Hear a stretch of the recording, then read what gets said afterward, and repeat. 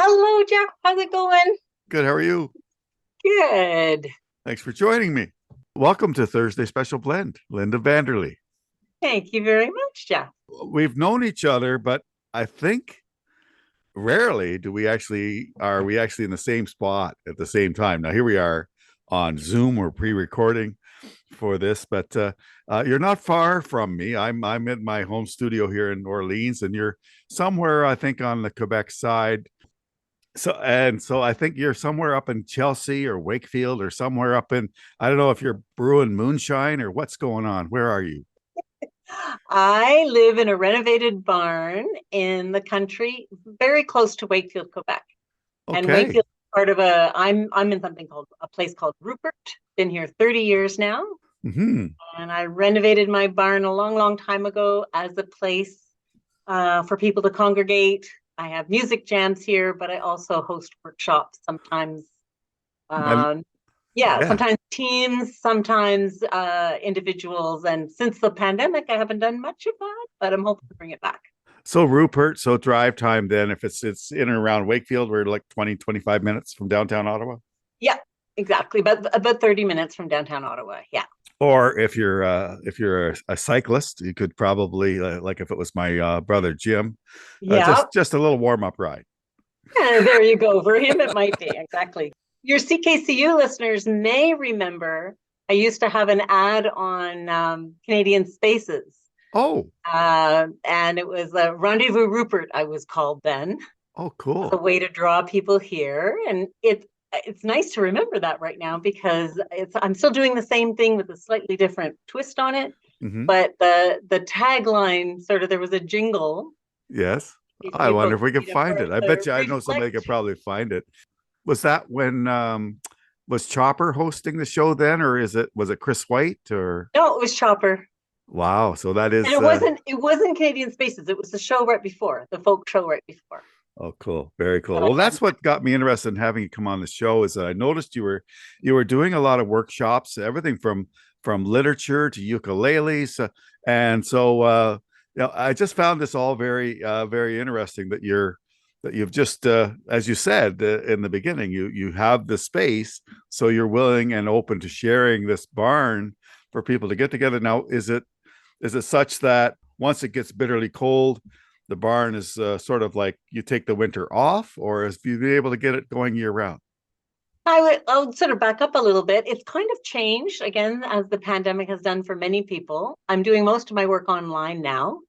But in the past, I actually now live in the same space. So it's definitely warm in the winter, but it's one of those multifunctional spaces. I put the bed up against the wall, and all of a sudden it's a training room or my jam room Oh wow. or, whatever kind of a meeting space we need. But I would say that the work I'm doing right now kind of reflect my tagline now is creative support for times of change. And Wow. that's been the tagline for what my business is called Living Aligned right Hmm. now, and not a lie, living aligned. Aligned. And Very that good. comes from living true to our spirit, what we want out of life, our values. But what's really come forward the most is how do we live aligned when the rug gets pulled out from under our feet? If Hmm. that's a health diagnosis, a job change, a marriage change, a relationship change, something like that, how do we then bring forward all our capacity to navigate those waters? And that's Yeah, what I deal with. and generationally speaking, it seems like every generation is having to cope with more and more and more. And change, of course, is part of that. And then we're just coming out of a global pandemic that I know I was one of the people that thought we'd have it all buttoned down by fall, but I didn't realize it would be 2.5 years. And now, even tonight, as I turned on the local news, the masks are starting to become more visible in the news stories, and Yeah. oh, it's like so I'm sure you're getting a lot of people with all these feelings of where do I fit? What should I do? Yeah. And I think you probably also heard on the news how, I'm close to a lot of my clients. organizationally speaking, is government trying to make a decision on, do we call our workers back to coming in full time? Some of them made huge decisions to go and be far away, or, whatever, different decisions. So again, more change. How are we living with that uncertainty, and how are we, my belief is the more we are connecting with ourselves and learning what our needs are, it's going to help us with others as well. How did you learn to do what you do? I have a master's in something called, wait for it, human systems intervention.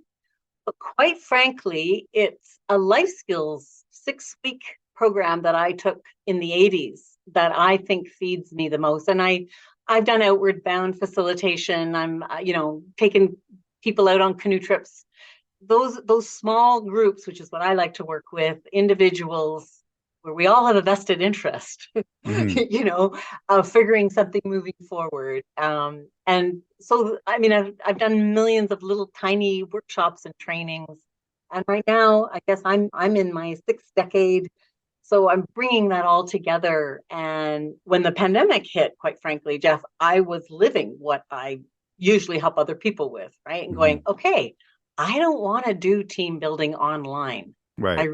I could, but I don't feel the joy of it. And I want to do what brings me joy and what brings the people I'm working with joy. And so I started experimenting with creating that intimacy and that support online, and it's taken off. The people I interviewed during that first year of COVID, they fed me back that I know what I'm supposed to do for my self-care, but I'm not doing it. What's that about? And so that's what this practice I run weekly, twice a week, that people can come to, is kind of like yoga, but it's going into the body to find out, okay, my mind is telling me this, but there's other ways of knowing. And so I help people get in touch with what's in the body that's telling them that they could do. And then I use something called the expressive arts to go even deeper. It's kind of like a mindfulness and art creative way of bypassing our brain so that we can find other ways of knowing of what might be a good way forward. So would you say, when you describe people saying they kind of know what they should do, but they're not doing it, would that include things like food, alcohol, bad habits? I know the doctor says I should exercise. It's proven time and time again. Why am I not exercising? Exactly. And so we go so you into, can help somebody over that hump. Well, I'm doing it with myself. Some days are faster, like move something, but everybody leaves with an insight, is what they're telling me. So I don't know if you've ever heard yourself. You would probably be sitting on the couch, maybe watching a Netflix show and going, or even just resting, and you're checking in with yourself and you're going, okay, I promised the lads I'd go meet them for a beer. Right now, I don't want to move. So a part of me wants to stay here and a part of me wants to go. Right. So there's this, I don't know if you've heard about it. Again, I'm one of those people that sometimes when I learn something, I think everybody knows it. So I have to slow down. Sure. But this idea that there are parts of ourselves, and all of those parts are trying to keep us safe. And it might not be the right strategy in the moment, but it's giving it a voice, like giving it time to tell you what it thinks it's protecting you from by keeping you in that. And that's what when we play with a metaphor or things like that, there's no right answer. Our brain is looking for the right answer, and that isn't there. And so it takes the judgment away, and it's playful. So yeah, it helps. It's the, if you spend any time on any social platform, like I can scroll within the first few scrolls, I've seen, okay, so-and-so is doing an event on the 15th. That could be cool. And then another scroll, another event the same night, different location, different kind of format, and it's like I could be anywhere, Ottawa, whatever your network is. And the more often you add people into your network, your social network, if they call it that, you suddenly realize you can't do everything. You'll be exhausted and you'll forget the most important thing, which is slowing down and just reconnecting, like I am with you, saying, it's because you've invited me up there a couple of times and I still haven't made it. And I apologize, but I mean, there's learning. So many choices. The listeners know that I stopped drinking 16 months ago. completely. Congrats. And we'll be technically it'll be 16 months in we're recording on the 12th. So yeah, on the 15th. And that seemed to bring me a lot more clarity. Just something like that. And it was a big change. I mean, and I'm sure you probably have stories like that for some of the people you've helped. I have my own stories around the scrolling. Like I'm distracting myself by, like you just talked about, all the events, but I mean, I love Facebook for the connection it brings. I hear about what's going on. Sometimes I see a beautiful meme that works perfectly for, someone I've been working with, and I can send it to them, a beautiful joke or, something like Yeah. that. And that keeps me there. But so does me avoiding my own crap, or I just love being distracted by these things. So it's a choice point for me to say, is this helping me live the life I want to be living? And what do I need to bring into play right now to support me to make my choices a little bit differently? That keeps me healthy. Go for a walk today. Where am I going to do it? Do you prefer doing your sessions with groups or with individuals? Neat. A lot of people ask me that. I am definitely a both and kind of person. Okay. So there is so much beauty in the community aspect. And I'll just describe it a little bit more. We start in community. It's about an hour and a half, depends on which day you come. And we start with community, with people just saying hi and checking in and how are they coming in. And then everybody turns off their camera, including me. And they turn off their mics, and I just lead them through a process. Imagine a yoga class, but blindfolded or something. I lead them through a process, and then we come back and people can share as much as they want. And they never have to put on their camera if they don't want to, but everybody so far has, unless they've had a technical difficulty. And people are coming right now from across Canada. My hope is that we'll get other people as well, but it's a very gentle kind of exploration where you're just bringing your own curiosity. What I'm finding fascinating in the group sense is people might say, you know what, I really didn't get that far today, but what you just shared, somebody who shared something, was exactly what I needed to hear. So there's that part. When I work with individuals as a coach, there's a different energy there where I can be totally present to exactly what's going on for them. And that seems to work too. And we go into a deeper place when it's just the two of us. But both, I think, have a place for people, depending on where they're coming from and what they want to try.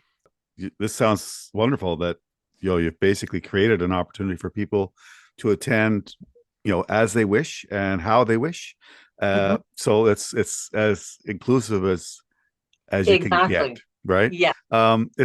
It's going to be, fall is my favorite season. I don't know about you, but it's like a time to reset for me. And so, have you got some things coming up that you wanted folks to maybe think about checking out with your organization, with your activities Interesting this mind. fall? Right. I would say I will. Look, the caveat is I'm still figuring this stuff out myself. So this is like, we all are works in progress. So is this part of my business. The coaching is available anytime. The facilitation for your team is anytime. This practice has been happening for about a year and a half, almost 2 years now, every Sunday at 10 and every Monday at 11:30. And anyone can join at any time. I am still figuring out what the model is going to look like. So that may shift or change. The workshops come and go. So just people can go, it's my name, lindavanderlee.com, to see what's going on. I am playing with the idea of just getting a YouTube channel, just feeding that YouTube channel with these with saved recordings of what I've been doing, and then maybe doing it as a tip jar, or I haven't figured that part out yet. Right now I have a membership. I'm not sure how long, whether I'm going to keep that going or not. Okay. Yeah, that would make sense. Kind of at least pay what you can, or something that would allow you to not be totally like putting everything out there, and then still like, how am I going to pay my electrical My bill? bills, Right. exactly. And I just want to add there, if you don't mind, Jeff, is that part of this came from what I loved, the positive outcome, I think, myself, around the pandemic, is we talked about mental health more. It kind of lost some of its stigma we were all feeling what it's like to be isolated or on top of one another if you lived with someone. And so to me, I want to grab onto that our emotional state is a natural state and it's a biological state. You don't choose your emotion, just like breathing. It happens automatically, but we get to choose what we want to do with that emotion. And to me, that's what this stuff is about, is a fun way, a creative way of exploring what this means for me. And I think the mental health, as you may have heard too, therapists and counselors are inundated. I've talked to a few of my friends who are there and then going, my wait list is long. The people who are coming to me, I don't know how fast they're actually going to be leaving. Yeah. So this is like a place to at least get support and find a community of people that you can relate to a little bit and be playful and creative about it at the same time. Yeah, it's these are good things to have, because I think I know that a few of my friends are already a little bit triggered by this the idea of having to start wearing a mask again, to the point of they're angry, they're frustrated. It's everyone's got their own pressures. A lot of people will hide it, but I mean, we all know that everyone's got some battle that they're fighting. So if you have an opportunity to get engaged in a program that's this open and wide open and flexible, it sounds like something that people will want to check out. I hope they will. Linda Vanderlee, I'm going to make sure we've got your contact information on our show page for Thursday Special Blend. If you're just hearing this as you're driving, you'll want to come back to ckcufm.com. You'll find Thursday Special Blend, and Linda's contact information will be there. I know you love music. Yes. And so I'd like to twin a song in with what we're doing. And it might be, maybe it's a song you like to go to yourself, or maybe it's a song you've discovered recently that just really really works for you in terms of just letting you let everything go. And Okay. I'm wondering if you could have a song in mind that we could go out with that you could share with our listeners. Maybe we haven't heard it. Maybe. There's two things are coming to mind. One of my own, but they're not actually recorded well enough to give them to you, I don't think. But Coco Love, I think, is definitely represents a lot of what I do. She's a wonderful singer. Okay. She leads choirs online through All the right. pandemic and stuff. Coco Love and I Forgive Myself. Very It's a nice. beautiful song. Very nice. Well, we'll get that on there for sure. So Linda, anytime you're maybe sometime down the road, we can have you pop by the studio at Carleton University if you're going to be in the Ottawa area, and we can do a follow-up sometime. But thanks so much for your time this morning. You're welcome. Thank you, Jeff, for the invitation. All right. That's Linda Vanderlee with Living Aligned Coaching.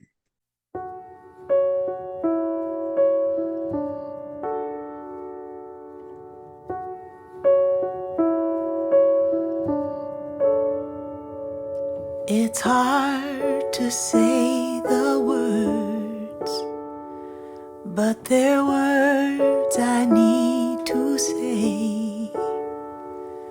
So I will say them now before they slip away.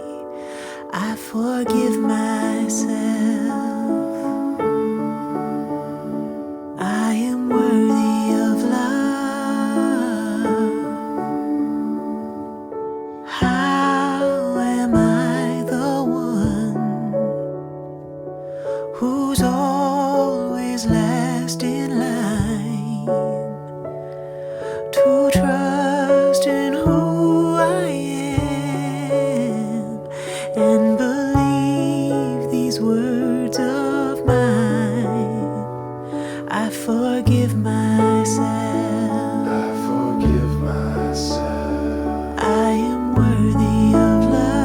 I am worthy of love. I forgive myself.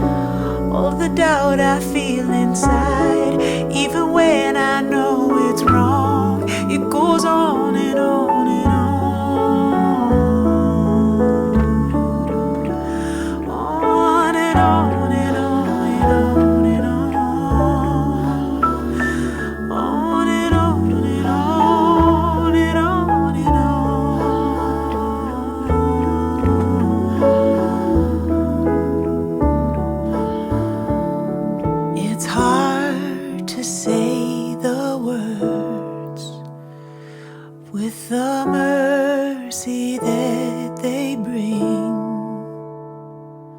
but with a melody, they are medicine.